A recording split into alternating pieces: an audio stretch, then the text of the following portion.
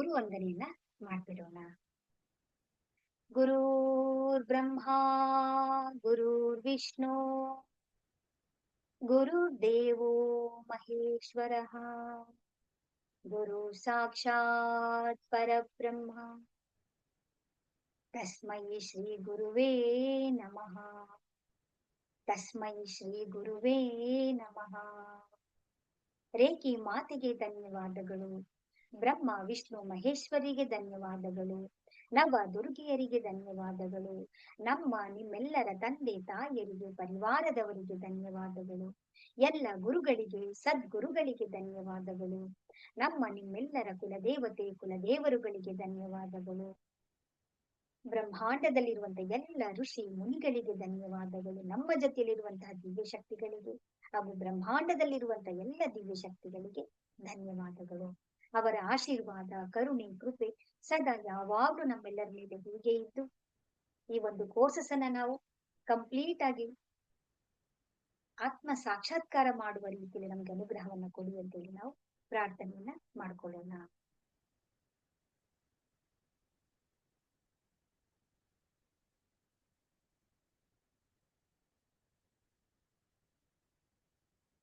So ನಿನ್ನೆಯ class ಅಲ್ಲಿ ನಾವು ನಮ್ಮ ಚಾಲೆಂಜಸ್ ಗಳಾಗಿರ್ಬಹುದು, ನಾವು ಏನೇನೆಲ್ಲ ಪ್ರಾಬ್ಲಮ್ಸ್ ಗಳನ್ನ ಫೇಸ್ ಮಾಡ್ತಾ ಇದೀವೋ ಅದಕ್ಕೆಲ್ಲ ಮೂಲ ಕಾರಣಗಳೇನು ಅಂತ ಹೇಳಿದ್ರೆ ನಮ್ಮ ಚಕ್ರಗಳಲ್ಲಿ ಬ್ಲಾಕೇಜಸ್ ಆಗಿರುವಂತದ್ದು.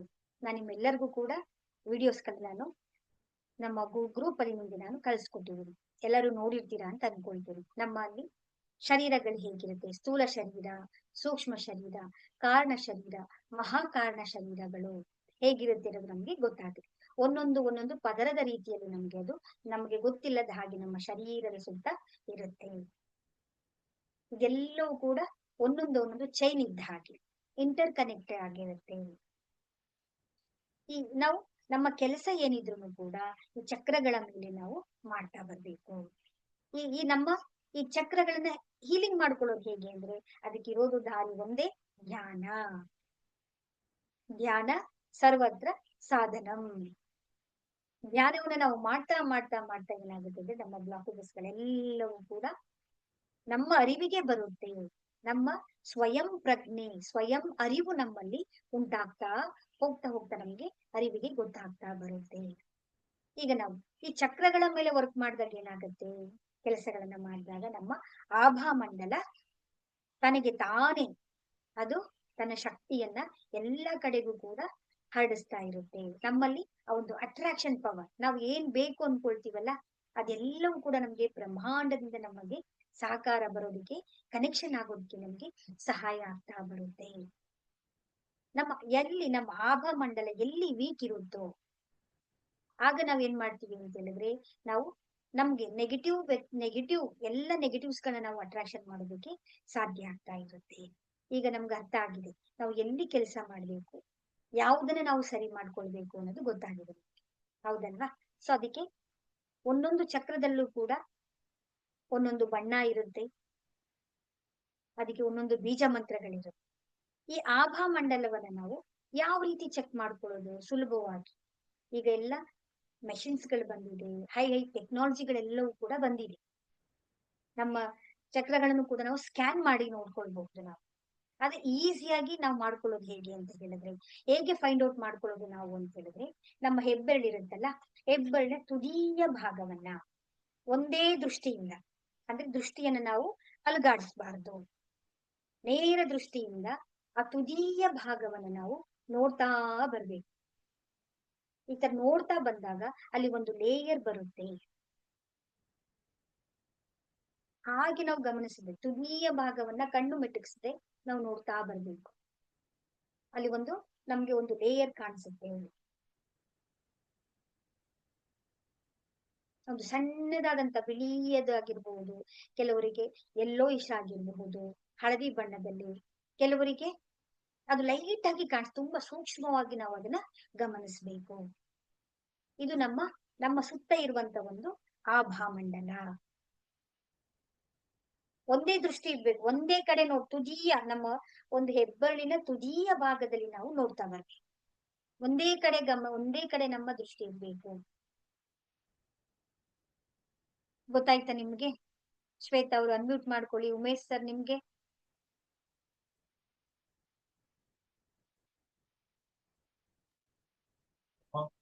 ಗೊತ್ತಾಯ್ತು ಮ್ಯಾಮ್. ಗೊತ್ತಾಗ್ತಿದೆ ಅಲ್ವಾ? Super super. ಉಮೇಶ್ ಅವರಿಗೆ ಗೊತ್ತಾಯ್ತು.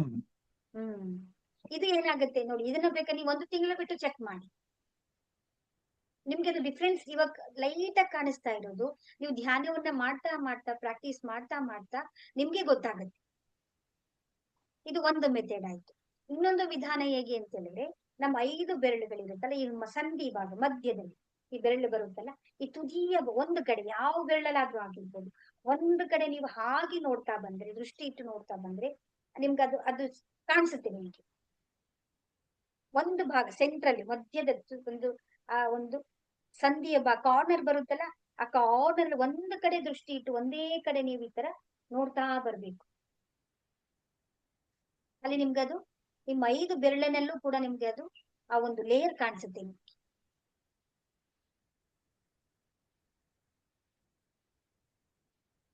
ಕಾಣಿಸ್ತಿದೆ ಮೇಡಮ್.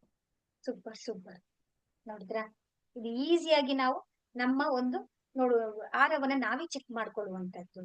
ಮತ್ತೊಂದು ಅಂತ ಹೇಳಿದ್ರೆ, ನಮ್ಮ ಆಗ್ನೇಯ ಚಕ್ರ ಸಾರಿ ನಮ್ಮ ವಿಶುದ್ಧಿ ಚಕ್ರ ಬರುತ್ತಲ್ಲ ಗಂಟ್ಲ ಹತ್ರ, ನಮ್ಮ ಮಿರರ್ ಅಲ್ಲಿ ಕನ್ನಡಿಯಲ್ಲಿ ದೊಡ್ಡ ಒಂದು ನಮ್ಗೆ ಫೇಸ್ ಕಾಣಿಸುವಂತ ಮಿರರ್ ಅಲ್ಲಿ ನಿಂತ್ಕೊಂಡು ಈ ಒಂದು ಭಾಗವನ್ನ ಕರೆಕ್ಟ್ ಆಗಿ ನಾವು ಇಲ್ಲೇ ಗಮನ ಇಟ್ಟು ನೋಡ್ತಾ ಬರ್ತೀವಿ.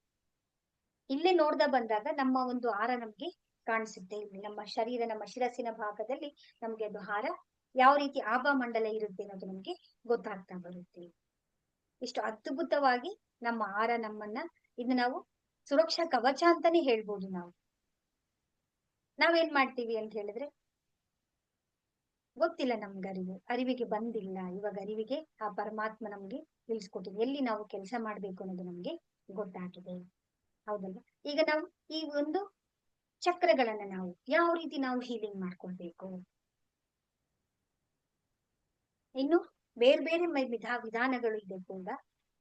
ರಾಡ್ ಅಂತ ಹೇಳಿ ಅದನ್ನು ಕೂಡ ಯೂಸ್ ಮಾಡ್ತಾರೆ, ಮಷಿನ್ಸ್ ಗಳನ್ನ ಹಾಗೆ ಬೇರೆ ಬೇರೆ ಹೈಯರ್ ಟೆಕ್ನಾಲಜಿಗಳು ಕೂಡ ಇದೆ ನಮ್ಮ ಆಹಾರವನ್ನ ನಾವು ಚೆಕ್ ಮಾಡ್ಕೊಳ್ಳೋದು. ಇದು ಸಿಂಪಲ್ ಆಗಿ ನಮ್ ಖರ್ಚಿಲ್ದೆ ಸುಲಭವಾಗಿ ನಮ್ಮನ್ನ ನಾವು ನೋಡ್ಕೊಳ್ಳುವಂತ ವಿಧಾನ ಆಗಿರುವಂತದ್ದು. ಈಗ ನಿಮ್ಗೆ ಗೊತ್ತಾಗಿದೆ 7 ಚಕ್ರಗಳು ಇಂಪಾರ್ಟೆಂಟ್. ಈ 7 ಚಕ್ರಗಳು ಏನಾಗುತ್ತೆ, ಸೆಕೆಂಡ್ ಲೇಯರ್ ಇರುವಂತ 24 ನರಗುಚ್ಛಗಳಿಗೆ ಕನೆಕ್ಷನ್ ಆಗಿರುತ್ತೆ. ಈ 24 ನರಗುಚ್ಛಗಳು 124 ನರಗುಚ್ಛಗಳಿಗೆ ಕನೆಕ್ಷನ್ ಆಗುತ್ತೆ. ಇಲ್ಲಿಂದ ಎಲ್ಗೋಗುತ್ತೆ, 1,70,000 ನಾಡಿಗಳಿಗೆ ಕನೆಕ್ಷನ್ ಆಗುತ್ತೆ. ಹೇಗೆ ಅಂತ ಹೇಳಿದ್ರೆ, ಒಂದು ವಿದ್ಯುತ್ ಒಂದು ಸ್ಟೇಷನ್ ಇರುತ್ತೆ. ಆ ಸ್ಟೇಷನ್ ಇಂದ ಏನ್ ಮಾಡ್ತೀವಿ, ನಾವು ಕನೆಕ್ಷನ್ ಮಾಡ್ಕೊಂಡ್ ಬರ್ತೀವಿ. ಅಲ್ಲಿಂದ ನಾವೇನ್ ಮಾಡ್ತೀವಿ, ಇನ್ನೊಂದ್ ಕಡೆ ಬರುತ್ತೆ, ಪವರ್ ಸ್ಟೇಷನ್ ಬರುತ್ತೆ.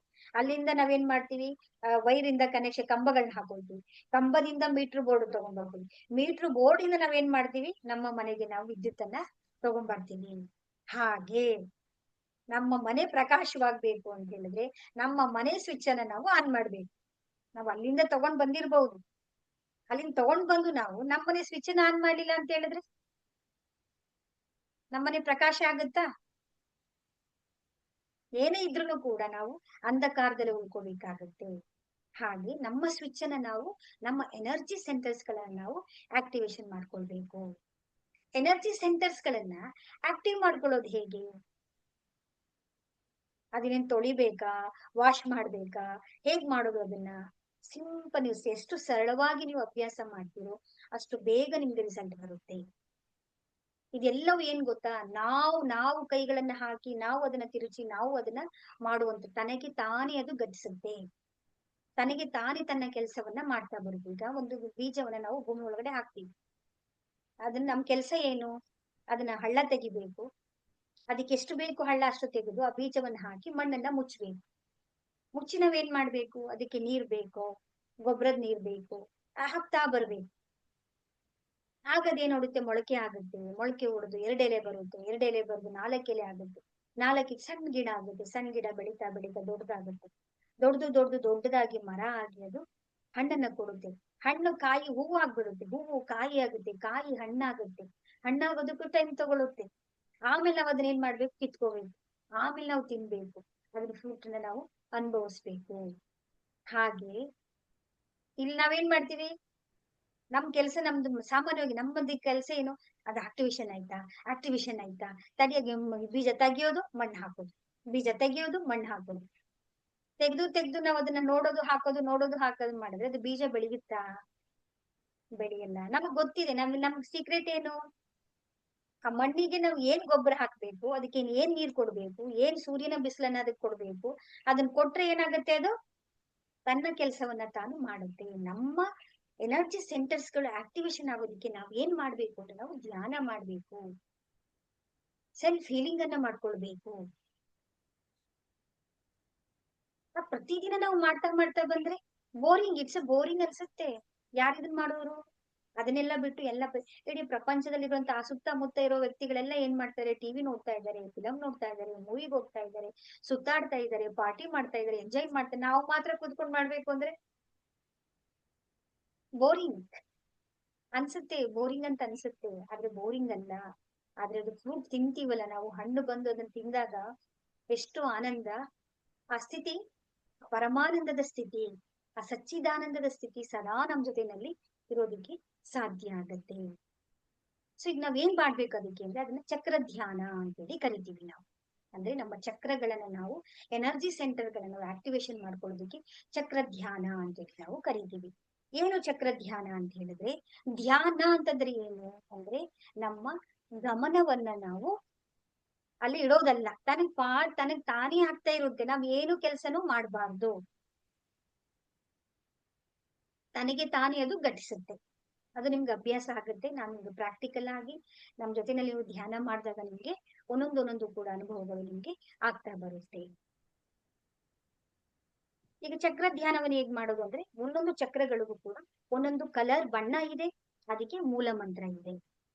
ನಮ್ಮ ಗಮನವನ್ನ ಈಗ ನಿಮ್ಗೆ ಗೊತ್ತಿದೆ, ಮೂಲಾಧಾರ ಚಕ್ರ ಎಲ್ಲಿದೆ, ನಮ್ಮ ಗುದದ್ವಾರದ ಅಂದ್ರೆ ಮೂಳೆ ಸೆಂಟರ್, ಕೊನೆಯ ಮೂಳೆ ಬರುತ್ತಲ್ಲ, ಆ ಮೂಳೆ ಹತ್ರದಲ್ಲಿ ಅಲ್ಲೊಂದು ನಗುಚ್ಚ ಬರುತ್ತೆ, ಅದನ್ನ ಮೂಲಾಧಾರ ಅಂತ ಹೇಳಿ ಕರಿತೀವಿ. ಅದರ ಬೀಜ ಮಂತ್ರ ಏನು, ಲಂಕಾರ, ಲಂ ಅಂತ ಹೇಳಿ ಕರಿತೀವಿ. ನಿಮ್ಗೆಲ್ಲ ಗ್ರೂಪ್ ಅಲ್ಲಿ ಎಲ್ಲಕ್ಕೆ ಶೇರ್ ಮಾಡಿದೀನಿ. ಅದ್ರ ಬಣ್ಣ ಏನು, ಕೆಂಪು ಬಣ್ಣ. ಈಗ ನಾವೇನ್ ಮಾಡ್ಬೇಕು, ನಮ್ಮ ಗಮನ ಎಲ್ಲವನ್ನು ಕೂಡ ಆ ಮೂಲಾಧಾರ ಚಕ್ರದ ಕಡೆಗೆ ತರಬೇಕು. ಅದು ಎಕ್ಸಾಕ್ಟ್ ಪಾಯಿಂಟ್ ನಾವು ನಿಮ್ಗೆ ಹೇಳಕ್ ಆಗಲ್ಲ, ಅದು ಅಲ್ಲಿದೆ ಅಂತ ಹೇಳಿ ನಾವ್ ಏನ್ ಮಾಡ್ಬೇಕು, ಅನ್ಕೋಬೇಕು. ಅಲ್ಲಿ ವಿಜುವಲೈಸೇಷನ್, ಅಲ್ಲಿ ಚಕ್ರ ಇದೆ, ಅಲ್ಲಿ ನಾವೇನ್ ಮಾಡ್ಬೇಕು, ನಮ್ಮ ಗಮನ ಎಲ್ಲವನ್ನು ಕೂಡ ನಾವು ಅಲ್ಲಿ ತಂದು ಜಸ್ಟ್ ನಾವು ಮಂತ್ರವನ್ನ ಹೇಳ್ತಾ ಇರ್ಬೇಕು. ಆ ವೈಬ್ರೇಷನ್ ಇಡೀ ಬಾಡಿಯಲ್ಲೆಲ್ಲ ಆ ಒಂದು ಮೂಲಾಧಾರ ಚಕ್ರದಲ್ಲಿ ವೈಬ್ರೇಷನ್ ಆಗ್ತಾ ಇರೋದನ್ನ ನಾವು ನೋಡ್ಬೇಕಷ್ಟೇ. ಲಂ ಲಂ ಅಂತ 7 ಟೈಮ್ಸ್ ನಾವು ಚಾಂಟ್ ಮಾಡ್ತೀವಿ. ಅಷ್ಟೇ ನಮ್ ಕೆಲ್ಸ. ಆ ಪ್ಲೇಸ್ ಅನ್ನ ನೋಡು, ಆ ಒಂದು ಸೆಂಟರ್ ಪಾಯಿಂಟ್ ಅನ್ನ ನಾವು ನೋಡ್ತೀವಿ, ಅಲ್ಲಿ ವೈಬ್ರೇಷನ್ ನಾವು ಕ್ರಿಯೇಟ್ ಮಾಡ್ತೀವಿ. ಮತ್ತೆ ಅಲ್ಲಿ ಬಣ್ಣ ಏನಿದೆ, ಕೆಂಪು ಬಣ್ಣ ನಿಮ್ಗೆ ದೊಡ್ಡದಾಗ್ತಾ ಇರೋ ರೀತಿಯಲ್ಲಿ ನಾವು ವಿಜುವಲೈಸೇಷನ್ ನ ಮಾಡ್ಕೊಳ್ತಾ ಬರ್ತೀವಿ.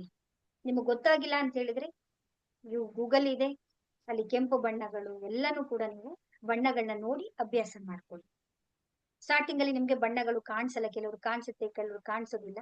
ಹೋಗ್ತಾ ನಿಮ್ಗೆ ಅದು ಅನುಭವಕ್ಕೆ ಬರುತ್ತೆ, ರಿಯಲ್ ಆಗಿ ನಿಮ್ಗೆ ಗೊತ್ತಾಗುತ್ತೆ. ಅದಾದ ನಂತರ ಏನು, ನಮ್ಮ ಗುರುದ್ವಾರದ ಒಂದು 3 ಬೆರಳು ಮುಂದೆ ಬಂದ್ರೆ ನಾವು ಸ್ವಾದಿಷ್ಠಾನ ಅಂದ್ರೆ ನಮ್ಮ ಜನನೇಂದ್ರಿಯ ಭಾಗದಲ್ಲಿ ಸ್ವಾದಿಷ್ಠೆಯನ್ನೇ ಪೆಲ್ವಿಸ್ ಏರಿಯಾ ಅಂತ ಕರಿತೀವಿ ನಾವು. ಅಲ್ಲಿ ನಮ್ಗೆ ಸ್ವಾದಿಷ್ಠಾನ ಚಕ್ರ ಇರುತ್ತೆ. ಅದರ ಬೀಜ ಮಂತ್ರ ಏನು ಅಂತ ಹೇಳಿದ್ರೆ ವಂ, VAM, ವಂ ಅಂತ ಹೇಳಿ. ಅದರ ಬಣ್ಣ ಏನು, ಕೇಸರಿ ಬಣ್ಣ. ಅದರ ತತ್ವ ಏನು, ಜಲ ತತ್ವ. ಮೂಲಾಧಾರ ಚಕ್ರದ್ದು ಪೃಥ್ವಿ ತತ್ವ, ಇದರದ್ದು ಜಲ ತತ್ವ. ಸೊ ಇಲ್ಲಿ ನಮ್ಮ ಗಮನವನ್ನ ತರಬೇಕು ನಾವು, ಆ ಮಂತ್ರವನ್ನ ನಾವು ಚಾಂಟ್ ಮಾಡ್ಬೇಕು. ವಂ ಅಂತ ನಮ್ಮ ಗಮನ ಎಲ್ಲವನ್ನು ಕೂಡ ನಾವು ಅಲ್ಲಿಗೆ ತರಬೇಕು. ನೋಡ್ಬೇಕಷ್ಟೇ ನಾವು, ಎಲ್ಲಿಂದ ನೋಡ್ಬೇಕು, 3ನೇ ಕಣ್ಣಿನಿಂದ ನಮ್ಮ ಗಮನವನ್ನ ನಾವು ನೋಡ್ತಾ ಬರ್ಬೇಕು ಅಷ್ಟೇ. ಇನ್ನೇನು ನಾವು ಮಾಡೋದು ಬೇಡ. ಆ ಬಣ್ಣ ದೊಡ್ಡದಾಗ್ತಾ ಇದೆ. ಅದೇ ರೀತಿ ನೆಕ್ಸ್ಟ್ ನಮ್ಮ ನಾಭಿ ಇದೆಯಲ್ಲ, ಅಲ್ಲಿ ಬರುವಂತ ಚಕ್ರ ಯಾವುದು ಅಂದ್ರೆ ಮಣಿಪುರ ಚಕ್ರ. ಇದರ ಬಣ್ಣ ಏನು ಅಂತ ಹೇಳಿದ್ರೆ ಹಳದಿ ಬಣ್ಣ. ಇದರ ಬೀಜ ಮಂತ್ರ ಏನು ಅಂತ ಹೇಳಿದ್ರೆ ರಂಕಾರ, ಹಳದಿ ಬಣ್ಣ ಇರುತ್ತೆ. ಸೊ ಇದರ ತತ್ವ ಏನು ಅಂದ್ರೆ ಅಗ್ನಿ ತತ್ವ. ಅಗ್ನಿ ತತ್ವ ಅಲ್ಲಿ ಇರುವ ಡೈಜೆಷನ್ ಗೆ ಸಪೋರ್ಟ್ ಮಾಡೋದು ಆ ಬೆಂಕಿಯ ತತ್ವ ಇರುತ್ತೆ. ಸೊ ಆ ಮಂತ್ರವನ್ನ ಹೇಳ್ತಾ ನಮ್ಮ ಗಮನವನ್ನ ನಾವು ಅಲ್ಲಿಗೆ ತಗೊಂಡ್ ಬರೋದು. ಕೆಲವೊಮ್ಮೆ ನೆಗೆಟಿವ್ ಥಾಟ್ಸ್ ಗಳು ಬರುತ್ತೆ, ಯೋಚನೆಗಳು ಬರುತ್ತೆ, ಹೋಗುತ್ತೆ. ತಲೆ ಕೆಡ್ಸ್ಕೋಬೇಡಿ, ಬಂತಾ ಅದರಿಂದ ಹೋಗ್ಬೇಡಿ ನೀವು. ಓ ಏನಪ್ಪಾ ಇದು ಬಂತಲ್ಲ, ಸರಿ ಓಕೆ ಬಂದಿದೆ, ಸರಿ ಮತ್ತೆ ನಿಮ್ಮ ಉಸಿರಿನ ಕಡೆಗೆ ನಾವು ಗಮನ ತಗೊಂಡ್ ಬರೋಣ. ಉಸಿರಿನ ಕಡೆ ತಗೊಂಡ್ ಬನ್ನಿ, ಉಸಿರನ್ನ ತಗೊಂಡ್ ಬನ್ನಿ. ನಾನ್ ಧ್ಯಾನದಲ್ಲಿ ಇದೀನಲ್ಲ ಅಂತ ಅನ್ಕೊಳ್ಳಿ, ಮತ್ತೆ ನೀವು ಫೋಕಸ್ ಅನ್ನ ಮಾಡಿ. ಟೆನ್ಷನ್ ಮಾಡ್ಕೋಬೇಡಿ ನೀವು. ಬರ್ಬೇಕು ವಿಚಾರಗಳೆಲ್ಲ ಬರ್ಬೇಕು. ವಿಚಾರಗಳು ಎಲ್ಲಿದೆ? ನಮ್ಮ ಒಳಗಡೆನೆ ಇದೆ ಅಲ್ವಾ? ಅದ್ ನಮ್ಮ ಒಳಗಡೆ ಏನಿದೆ ಅದೇ ತಾನೇ ಬರೋದು. ಅದ್ರ ಹಿಂದ್ಗಡೆ ಹುಡ್ಕೊಂಡು ಹೋಗೋದ್ ಬೇಡ.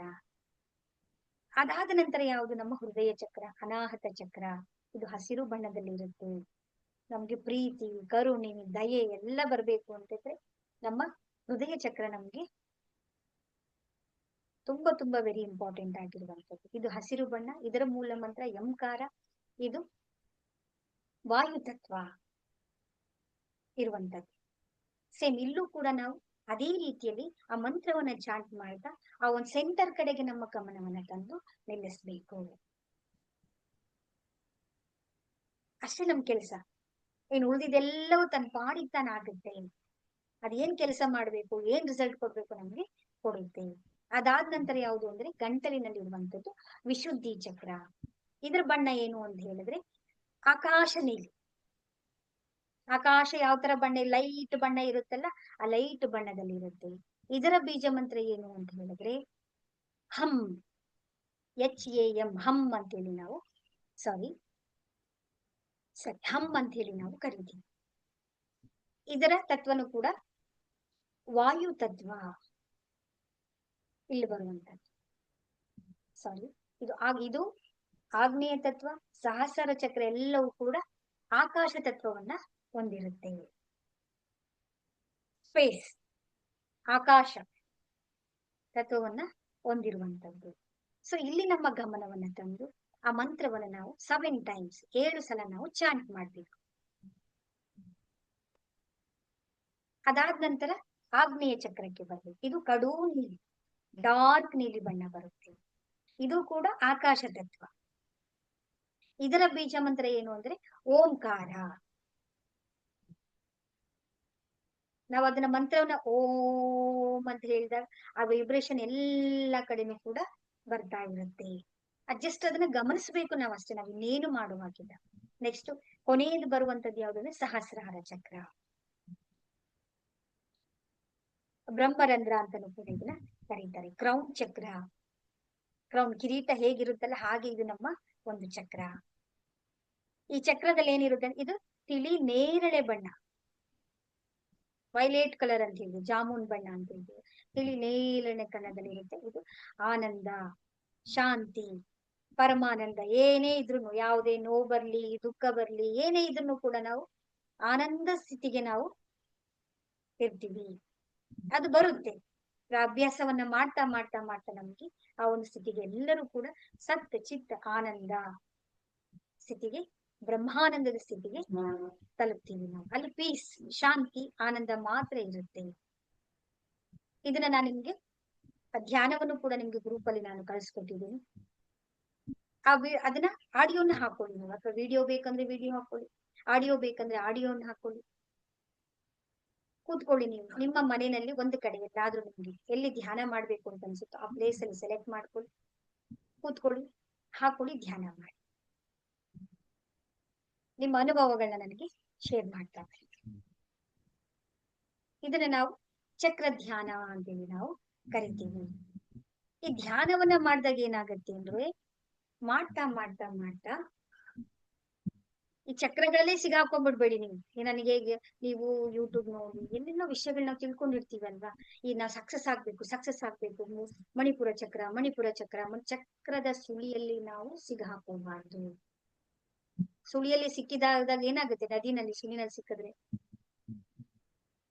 ಮುಳ್ಕೊಂಡ್ಬಿಡ್ತೀವಿ ನಾವಲ್ವಾ. ಯಾಕೆ ಅಂತ ಹೇಳಿದ್ರೆ ಚಕ್ರಗಳ ಮೀರಿದ ಸ್ಥಿತಿ ಇರುತ್ತೆ. ಇನ್ನು ನಾವು ಉನ್ನತವಾದಂತ ಸ್ಥಿತಿಗಳಿಗೆ ಮುಂದೆ ಮುಂದೆ ಮುಂದೆ ನಾವು ಹೋಗ್ತಾ ಬರ್ಬೇಕಾಗತ್ತೆ. ಹಾಗಾಗಿ ಅದರ ಕೆಲಸವನ್ನ ಆ ಕುಂಡಲಿನ ಶಕ್ತಿಯನ್ನ ಅದು ಜಾಗೃತ ಮಾಡ್ಕೊಳ್ಳುತ್ತೆ. ಯಾವಾಗ ನಾವು ನಿರಂತರವಾಗಿ ನಾವು ಧ್ಯಾನವನ್ನ ಮಾಡ್ಬೇಕು. ಆಗತ್ತೆ, ಸಮಯ ತಗೊಳುತ್ತೆ, ಬೇಜಾರ್ ಅನ್ಸುತ್ತೆ, ಬೋರ್ ಅನ್ಸುತ್ತೆ, ಯಾರ್ ಮಾಡೋದಪ್ಪ ಅನ್ಸುತ್ತೆ. ನೀವು ಕಣ್ಣು ಮುಚ್ಕೊಂಡು ಕೂತ್ಕೊಂಡ್ರೆ ಎಲ್ಲ ಒಟ್ಟಿಗೆ ನಿಮ್ಮ ಎಲ್ಲ ಆಲೋಚನೆಗಳು ನಮ್ಮ ತಲೆ ಒಳಗಡೆ ಎಲ್ಲ ಬಂದು ಕೂತ್ಕೊಂಡ್ಬಿಡುತ್ತೆ. ಏನು ತಲೆ ಕೆಡ್ಸ್ಕೊಬೇಡಿ, ನಾವು ನಿಮ್ ಜೊತೆಗಿರ್ತೀವಿ. ಜೊತೆನಲ್ಲಿ ಪ್ರತಿದಿನ ಈ ಕ್ಲಾಸ್ ಮುಗಿದಾದ್ಮೇಲೆ ನಿಮ್ಗೆ ಧ್ಯಾನನ ನಾವು ಜೊತೆನಲ್ಲಿ ಕರ್ಕೊಂಡು ಹೋಗ್ತಾ ಇರ್ತೀವಿ. ನಾವು ಜೊತೆಯಲ್ಲಿ ನೀವು ಅಭ್ಯಾಸ ಮಾಡ್ತಾ ಮಾಡ್ತಾ ಮಾಡ್ತಾ ನೀವೇ ಇಂಡಿಪೆಂಡೆಂಟ್ ಆಗಿ ಮಾಡುವಂತಹ ಒಂದು ಕೆಪಾಸಿಟಿ ನಿಮ್ಮೆಲ್ಲರಿಗೂ ಕೂಡ ಬರುತ್ತೆ. ಈ 7 ಚಕ್ರಗಳು ಆಕ್ಟಿವೇಶನ್ ಆಗ್ತಾ ಆಗ್ತಾ ನಮ್ಮ ಆರಾ ಲೆವೆಲ್ ಜಾಸ್ತಿ ಆಗುತ್ತೆ. ನಮ್ಮ ಆರಾ ಲೆವೆಲ್ ಜಾಸ್ತಿ ಆಗ್ತಾ ಆಗ್ತಾ ಏನಾಗುತ್ತೆ, ನಮ್ಮ ಎಲ್ಲ ಯಾವುದೇ ರೀತಿಯಾದಂತಹ ಸಮಸ್ಯೆಗಳಿರಬಹುದು ಅವುಗಳೆಲ್ಲವೂ ಕೂಡ ಒಂದೊಂದಾಗಿ ನಮ್ಗೆ ಸಾಲ್ವೇಶನ್ ಆಗ್ತಾ ಬರುತ್ತೆ. ಹಾಗೆ ಆಗುತ್ತೆ. ಸರಿನಾ? ಒಳ್ಳೇದಾಗ್ಲಿ. ಇದ್ರಲ್ಲಿ ಏನಾದ್ರೂ ಡೌಟ್ಸ್ ಇದೆಯಾ? ಕೆಲವರು ಹೊಸಬ್ರೆಲ್ಲ ಜಾಯಿನ್ ಆಗಿದ್ದೀರಾ, ಅವ್ರಿಗೆ ಹಳೆ ಕ್ಲಾಸ್ಗಳು ಗೊತ್ತಿರಲ್ಲ. ಲತಾ ಅವರು ಜಾಯಿನ್ ಆಗಿದ್ದಾರೆ, ಚಂದ್ರಕಲಾ ಅವರು ಜಾಯಿನ್ ಆಗಿದ್ದಾರೆ, ಹೇಮಲತಾ ಅವರು. ಎಲ್ಲರಿಗೂ ಕೂಡ ಹರೇ ರಾಮ ಹರೇ ಕೃಷ್ಣ. ಸರಿ, ಇದ್ರಲ್ಲಿ ಏನಾದ್ರೂ ಡೌಟ್ಸ್ ಇದೆಯಾ ನಿಮ್ಗೆ? ಸರಿ, ಇದಾದ ನಂತರ ಏನು ಅಂತ ಹೇಳಿದ್ರೆ ಮತ್ತೊಂದು ಧ್ಯಾನ ಇದೆ. ಅದು ಯಾವುದು ಅಂದ್ರೆ 24 ಪಾಯಿಂಟ್ಸ್ ಹೀಲಿಂಗ್ ಅಂತ ಹೇಳಿ ಕರಿತೀವಿ. ನಮ್ಮ ಶರೀರದ 24 ಕೇಂದ್ರ ಬಿಂದುಗಳ ಉಪಚಾರವನ್ನ ನಾವು ಮಾಡ್ಕೊಳ್ಳುವಂಥದ್ದು. ಈ 7 ಚಕ್ರಗಳಲ್ಲಿ ಇದು ಸಪೋರ್ಟ್ ಆಗಿ ನಾವು ಇನ್ನೊಂದು 24 ಎನರ್ಜಿ ಸೆಂಟರ್ಸ್ ಗಳನ್ನ ನಾವು ಹೀಲಿಂಗ್ ಮಾಡ್ತಾ ಬಂತು ಅಂತ ಹೇಳಿದ್ರೆ ನಮ್ಗೆ ಏನಾಗುತ್ತೆ ಅಂದ್ರೆ ಇನ್ನು ನಮ್ಮ ಎನರ್ಜಿ ಜಾಸ್ತಿ ಆಗ್ತಾ ಬರುತ್ತೆ. ಆ 24 ಪಾಯಿಂಟ್ಸ್ ಗಳು ಯಾವ್ಯಾವ್ದು ಅಂತೇಳಿ ನಾನು ನಿಮ್ಗೆ ಗ್ರೂಪ್ ಅಲ್ಲಿ ಕಳ್ಸ್ಕೊಡ್ತೇನೆ. ನಾವ್ ಏನ್ ಮಾಡ್ಬೇಕು ಅಂತ ಹೇಳಿದ್ರೆ ನಮ್ಮ ಕೈಗಳನ್ನ ನಾವು ಚಾರ್ಜ್ ಮಾಡ್ಕೊಳ್ಬೇಕು. ನಿಮ್ಗೆ ನೆಕ್ಸ್ಟ್ ಕ್ಲಾಸ್ಗಳಲ್ಲಿ ನಿಮ್ಗೆ ಸಿಂಬಲ್ ಗಳನ್ನು ಕೂಡ ನಾವು ಕೊಡ್ತೀವಿ. ಆ ಸಿಂಬಲ್ಸ್ ಗಳನ್ನ ನೀವು ಚೌಕುರೆ ಚೌಕುರೆ ಚೌಕುರೆ, ಸೆಹಿಕಿ ಸೆಹಿಕಿ ಸೆಹಿಕಿ, ಚೌಕುರೆ ಚೌಕುರೆ ಚೌಕುರೆ, ಸೆಹಿಕಿ ಸೆಹಿಕಿ ಸೆಹಿಕಿ ಅಂತ ಎಲ್ಲ ಕೈಗಳನ್ನ ಚಾರ್ಜ್ ಮಾಡ್ಕೊಂಡು ರೇಖಿ ಮಾತೆಯನ್ನ ಇನ್ವೈಟ್ ಮಾಡ್ಕೊಂಡು ನಾವೇನ್ ಮಾಡ್ಬೇಕು ಅಂದ್ರೆ ನಮ್ಮ ಕೈಗಳನ್ನ, ಈಗ ಮೊದಲನೇ ಪಾಯಿಂಟ್ಸ್ ಯಾವುದು ಅಂದ್ರೆ ನಮ್ಮ ಕಣ್ಣು, ಈ ಕಣ್ಣಿನ ಭಾಗದಲ್ಲಿ ನಾವು ಇಟ್ಕೊಳ್ತೀವಿ. ಬ್ರಹ್ಮಾಂಡದಿಂದ ಆ ಪರಮಾತ್ಮನ ದಿವ್ಯ ಚೈತನ್ಯವು ಬಂದು ನಿಮ್ಮ ಕೈಗಳಿಗೆ ಬಂದು ನಿಮ್ಮ ಕೈಗಳಿಂದ ನಿಮ್ಮ ಕಣ್ಣುಗಳಿಗೆ ಹೋಗ್ತಾ ಇದೆ. ನಿಮ್ಮ ಕಣ್ಣಲ್ಲಿರುವಂತ ಎಲ್ಲ ನಕಾರಾತ್ಮಕ ಶಕ್ತಿಗಳು ಕಪ್ಪು ಕಪ್ಪು ಕಪ್ಪು ಕಪ್ಪು ಬಣ್ಣದಲ್ಲಿ ಇರುತ್ತೆ. ಈ ಎಲ್ಲವೂ ಕೂಡ ಬ್ರಹ್ಮಾಂಡದಲ್ಲಿ ವಿಲೀನ ಆಗ್ತಾ ಇದೆ. ಈ ಕಣ್ಣಿನಲ್ಲಿ ಏನೇನಿದೆ, ಅಲ್ಲಿ ಮಾಂಸಖಂಡಗಳು, ಮೂಳೆಗಳು, ನರಗಳು, ಸ್ಕಿನ್ಗಳು, ಚರ್ಮಗಳು, ಕಣ್ಣುಗುಡ್ಡೆಗಳು, ರೆಪ್ಪೆಗಳು, ಅಲ್ಲಿ ಏನೇನು ಭಾಗಗಳಿದೆಯಲ್ಲ ಅಲ್ಲಿರುವಂತ ಎಲ್ಲ ನಕಾರಾತ್ಮಕ ಶಕ್ತಿಗಳನ್ನ ಆ ಪರಮಾತ್ಮನ ದಿವ್ಯ ಚೈತನ್ಯ ಶಕ್ತಿ ತಗೊಂಡು ಬ್ರಹ್ಮಾಂಡದಲ್ಲಿ ವಿಲೀನ ಆಗ್ತಾ ಇದೆ. ಹಾಗೆ ಪರಮಾತ್ಮನ ದಿವ್ಯ ಚೈತನ್ಯವು ಸ್ಥಾಪನೆ ಆಗ್ತಾ ಇದೆ. ಪ್ರಕಾಶ ಪ್ರಕಾಶ ಪ್ರಕಾಶ ತುಂಬಿದೆ. ಇದಾದ ನಂತರ ನೆಕ್ಸ್ಟ್ ನಮ್ಮ ಹಣೆಯ ಭಾಗಕ್ಕೆ ಒಂದು ಕೈನ ತಗೋಬೇಕು, ಆ ನಂತರ ಇನ್ನೊಂದು ಕೈನ ತಗೋಬೇಕು. ಇಲ್ಲೂ ಕೂಡ ಹೀಲಿಂಗ್ ಅನ್ನ ಮಾಡ್ಬೇಕು. ಅದಾದ ನಂತರ ನಮ್ಮ ಕಿವಿಗಳಿಗೆ ತರಬೇಕು. ಒಂದು ಕೈಯನ್ನು ತಗೋಬೇಕು, ಇನ್ನೊಂದು ಕೈಗೆ ತರಬೇಕು. ಇದಾದ ನಂತರ ಸೇಮ್ ಇಲ್ಲೂ ಕೂಡ ಹಾಗೆ ಮಾಡ್ತೀವಿ. ನೆಕ್ಸ್ಟ್ ನಮ್ಮ ತಲೆಯ ಹಿಂಬದಿ ಹಿಂಬ ತಲೆಗೆ ಒಂದು ಕೈನ ತಗೊಂಡೋಗ್ಬೇಕು, ಆ ನಂತರ ಇನ್ನೊಂದು ಕೈನ ತಗೊಂಡ್ಬರ್ಬೇಕು. ಈ ರೀತಿ ನಮ್ಮ 24 ಪಾಯಿಂಟ್ಸ್ ಗಳು ಒಂದಾದ ನಂತರ ನಾವು ಏನ್ ಮಾಡ್ಬೇಕು, ಹೀಲಿಂಗ್ ಅನ್ನು ಉಪಚಾರವನ್ನ ನಾವು ಮಾಡ್ತಾ ಬಂದ್ರೆ ನೀವೇ ಹೇಳ್ತೀರಾ, ಆ ಎಕ್ಸ್ಪೀರಿಯನ್ಸ್ ಅನ್ನ ನೀವೇ ನನ್ಗೆ ಹೇಳ್ತೀರಾ. ಇದಕ್ಕೆ ಸಮಯ ಎಷ್ಟಾಗುತ್ತೆ? 24 ಗಂಟೆಗೆ ಅಂದ್ರೆ 1 ಅವರ್ ಆದ್ರೂ ಬೇಕಾಗತ್ತೆ. ಈಗ ಸ್ವಲ್ಪ ನಾವೆಲ್ಲರೂ ಕೂಡ ಬಿಸಿ ಇದೀವಿ ಅಲ್ವಾ, ವರ್ಕಿಂಗ್ ಹೋಗ್ತೀವಿ. ಇವತ್ತು ಮಹಿಳೆಯರು ಅಂತ ಹೋಮ್ ಮೇಕರ್ಗೂ ಕೂಡ ಇವತ್ತು ತುಂಬಾ ಕೆಲಸಗಳಿರುತ್ತೆ. ಅವರು ಈ ಕಡೆ ಮನೇನೂ ಮೇಂಟೈನ್ ಮಾಡ್ಕೊಂಡು ಅವರು ಕೂಡ ಎಕ್ಸ್ಟ್ರಾ ಮನೆಯಲ್ಲೂ ಕೂಡ ಪಾರ್ಟ್ ಟೈಮ್ ಜಾಬ್ ಮಾಡುತ್ತಿದ್ದಾರೆ. ಸಮಯದ ಮ್ಯಾನೇಜ್ಮೆಂಟ್ ಮಾಡೋ ಸ್ವಲ್ಪ ನಮ್ಗೆಲ್ಲರಿಗೂ ಕೂಡ ಕಷ್ಟ ಆಗಿದೆ. ಹಾಗಾಗಿ ನೀವೇನ್ ಮಾಡ್ಕೊಳ್ಳಿ ಅಂದ್ರೆ ಆರ್ ಭಾಗಗಳನ್ನ ನೀವು ಡಿವೈಡ್ ಮಾಡ್ಕೊಳ್ಳಿ. ಇವತ್ತು 6 ಭಾಗ ಮಾಡ್ಕೊಳ್ಳಿ, ನಾಳೆ 6 ಭಾಗ ಮಾಡ್ಕೊಳ್ಳಿ, ನಾಡಿದ್ದು 6 ಭಾಗ ಮಾಡ್ಕೊಳ್ಳಿ, ಆಚೆ ನಾಳಿದ್ದು ನೀವು 6 ಭಾಗ. 4 ದಿನದಲ್ಲಿ ನೀವು ಕಂಪ್ಲೀಟ್ ಆಗಿ ನೀವು ಹೀಲಿಂಗ್ ಅನ್ನ ಮಾಡ್ಕೊಳ್ಬಹುದು. ಇನ್ನೂ ಸಮಯ ಕಡಿಮೆ ಇದೆ ಅಂದ್ರೆ 3 ಭಾಗಗಳಿಗೆ 3 ಭಾಗಗಳನ್ನ ಡಿವೈಡ್ ಮಾಡ್ಕೊಂಡು ನೀವು ಹೀಲಿಂಗ್ ಮಾಡ್ಕೊಳ್ತಾ ಬನ್ನಿ. ಒಟ್ಟಿನಲ್ಲಿ ನೀವು ಹೀಲಿಂಗ್ ಅನ್ನ ಮಾಡಬೇಕು. ನಿಮ್ಮ ಸಮಯಕ್ಕೆ ಅನುಗುಣವಾಗಿ ನೀವು ಹೀಲಿಂಗ್ ಅನ್ನ 21 ದಿನಗಳ ಕಾಲ ನೀವು ಮಾಡ್ಕೊಳ್ಬೇಕು. ಅದಾದ ನಂತರ ನೀವೇನ್ ಮಾಡಿ, ನಿಮ್ಗೆ ಯಾವಾಗ ನಿಮ್ಮ ಶರೀರಕ್ಕೆ ಗೊತ್ತಾಗುತ್ತೆ ನನಗೆ ಯಾವಾಗ ಬೇಕು ಅಂತ ಅನ್ಸುತ್ತಲ್ಲ, ಆವಾಗ ನೀವು ಅದನ್ನ ಹೀಲಿಂಗ್ ಅನ್ನ ಮಾಡ್ಕೊಳ್ಬಹುದು.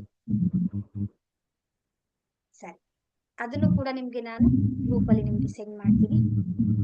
ಇವತ್ತು ನೀವು ಚಕ್ರ ಧ್ಯಾನ ಮಾಡೋದು ಹೇಗೆ, ಮತ್ತೆ 24 ಪಾಯಿಂಟ್ಸ್ ಹೀಲಿಂಗ್ ಅನ್ನ ಮಾಡ್ಕೊಳ್ಳೋದು ಹೇಗೆ, ಅದರಿಂದ ನಮ್ಗೆ ಏನೇನೆಲ್ಲ ಬೆನಿಫಿಟ್ ಸಿಗುತ್ತೆ, ಯಾವ ರೀತಿ ಮಾಡ್ಕೊಳ್ಬೇಕು ಅನ್ನೋದೆಲ್ಲನೂ ಕೂಡ ನೀವು ಕಲ್ತ್ಕೊಂಡಿದ್ದೀರಾ. ನಾಳೆ ಕ್ಲಾಸ್ ಅಲ್ಲಿ ನಿಮ್ಗೆ ಸಿಂಬಲ್ಸ್ ಗಳನ್ನ ನಾನು ನಿಮ್ಗೆ ಗ್ರೂಪ್ ಅಲ್ಲಿ ಕಳ್ಸಿಕೊಡ್ತೇನೆ. ಅದನ್ನ ಪ್ರಾಕ್ಟೀಸ್ ಮಾಡಿ, ಒಂದು ಪೆನ್ನು ಪೇಪರ್ ತಗೊಂಡು ಪ್ರಾಕ್ಟೀಸ್ ಮಾಡಿ, ಈಸಿ ಇರುತ್ತೆ. ಅದನ್ನ ನಿಮ್ಗೆ ನಾಳೆ ಹೇಗೆ ಅದ್ರ ಉಪಯೋಗ ಏನು, ಯಾವ ತರ ನಾವು ಹೀಲಿಂಗ್ ಮಾಡ್ಕೊಳ್ಬೇಕು ಅನ್ನೋದು ನಿಮ್ಗೆ ತಿಳಿಸ್ಕೊಡ್ತೀನಿ.